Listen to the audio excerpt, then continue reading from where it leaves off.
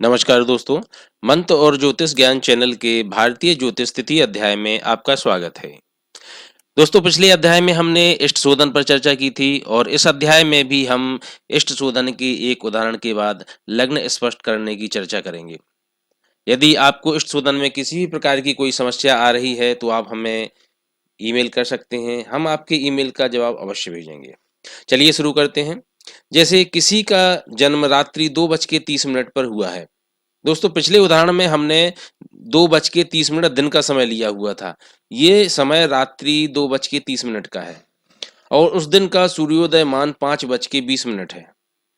अब इसमें थोड़ी सी समस्या पैदा हो सकती है, कंफ्यूजन भी पैदा हो सकती है कि भाई मान लिया हमने 2 तारीख के रात्रि 2:30 पर जन्म हुआ है, तो हम सूर्योदय का मान 2 तारीख का लें अथवा 3 तारीख का लें अथवा 1 तारीख का लें।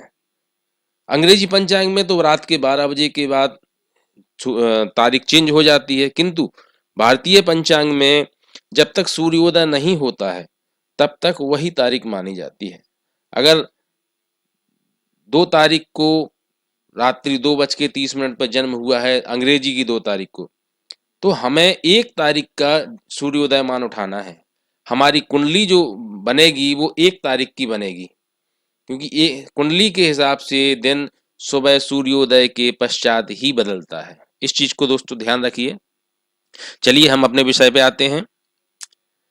तो इष्टकाल की गणना करने के लिए 2:30 का जो रात्रि का समय है उसमें हम 24 जोड़ते हैं। अब 24 क्यों जोड़ते हैं? क्योंकि रात्रि 12 बजे से सूर्योदय के पूर्व तक अगर बालक का जन्म होता है तो उसमें 24 जोड़ा जाता है। ये हम पिछले अध्याय में आपको बता चुके हैं। तो हमने इसमें 24 जोड़ा। जब 2:30 में 24 घंटे जोड़ देते हैं तो हमें नया मान प्राप्त होता है 26 घंटे 30 मिनट। इस 26 घंटे 30 मिनट में से हम सूर्योदय का मान घटाते हैं 5:20। तो हमें जो मान निकल के प्राप्त होता है वो आता है 21 घंटे 10 मिनट। ये 21 घंटे 10 मिनट का जो समय है, जो 1 तारीख के सूर्योदय से रात्रि 2:30 तक का कुल समय है। अब इस कुल समय को हम घटीपल में परिवर्तित करने के लिए इसको 2.5 गुना करते हैं।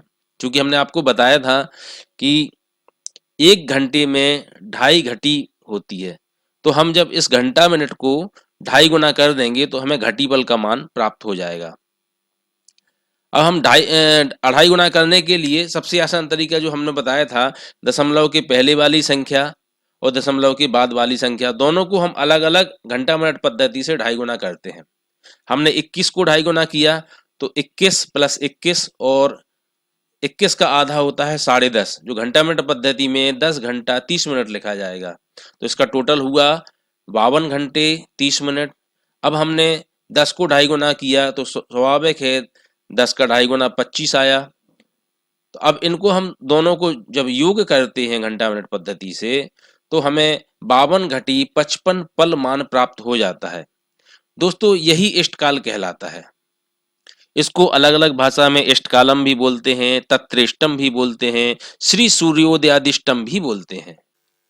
दोस्तों, लग्न शोधन की चर्चा करने के पूर्व हमें लग्नों के नाम आदि की जानकारी होना आवश्यक है।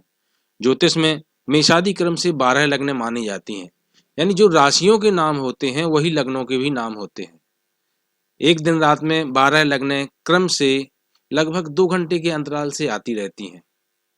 जिस राशि में सूर्य विचरण कर रहा होता है, सूर्योदय के समय वही लग्न होती है। अच्छा, लग्न का शोधन करने के लिए मुख्य 3 बिंदु आवश्यक होते हैं। पहला, सूर्योदयादिष्टम, यानी इसको हम तत्रेष्टम और इष्टकालम भी बोलते हैं।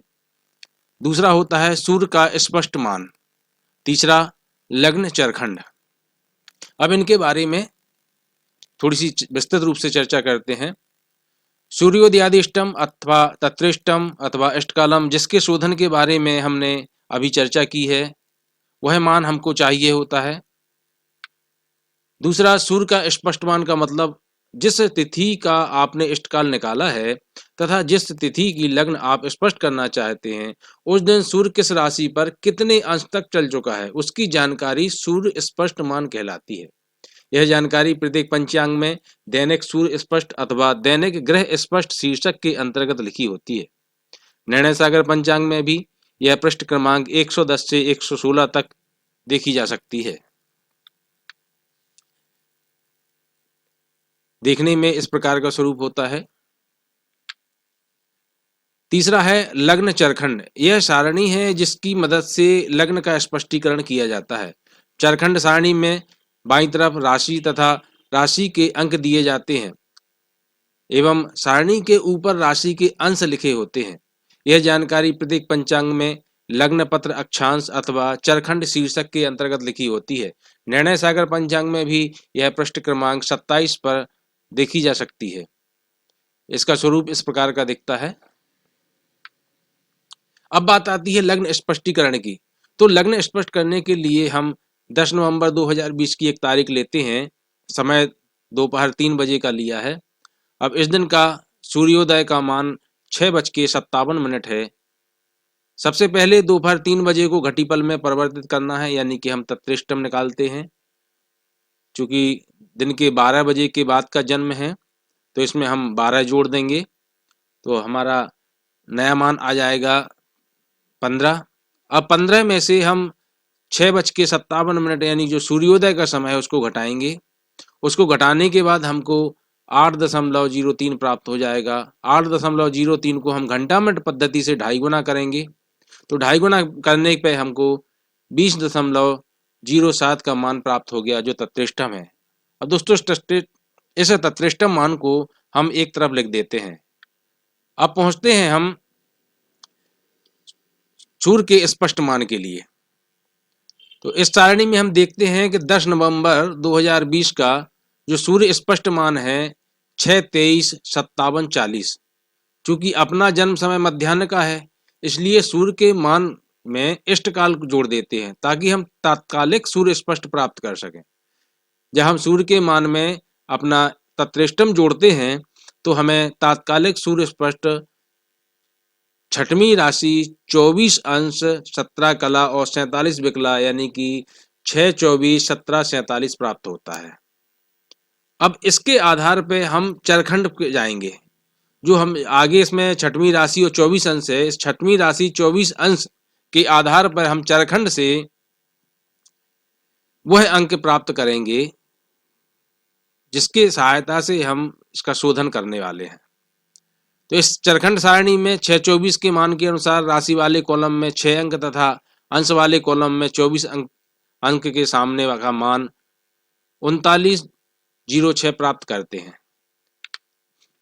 अब जो मान हमने चरखंड सारणी से प्राप्त किया है उसको तत्रेष्टम में जोड़ना है। तो जो तत्रेष्टम अपना आया था 20.07 उसमें 39.06 को जोड़ने से हमें 59.13 प्राप्त होता है।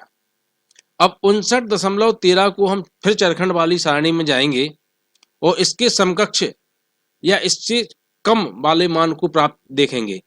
तो हम इस सारणी में देखते हैं कि कुंभ राशि के सामने 29 अंश पर यह इससे मिलता हुआ लघु मान प्राप्त हो रहा है। तो इस मान के आधार पर हमारा लग्न का स्पष्टीकरण होगा। कुंभ राशि के आगे जो अंक लिखा है 10 इसको देखेंगे और यहाँ पे जो अंश है 29 अंश को लिखेंगे और जिस चीज को हम खोज रहे हैं लास्ट में हमारी वही चीज आएगी। दोस्तों लग्न का स्पष्ट मान जो हमें प्राप्त होगा 10, 29, 59, 13 यह कुंभ लग्न कहलाएगी। लिखने के लिए इसमें 10वां अंक आएगा आगे, किंतु बोलने की में यह कुंभ लग्न कहलाएगी। धन्यवाद दोस्तों। अगर इसमें भी कोई चीज़ आपको समझ में नहीं आई है तो आप हमें कमेंट कीजिए, मेल कीजिए, हम आपके प्रश्नों का जवाब देने का प्रयास करेंगे। धन्यवाद। ऐसे ही अन्य ज्ञानवर्धक अध्यायों के लिए हमारे चैनल मंत्र और ज्योतिष ज्ञान को सब्सक्राइब करना ना भूलिए।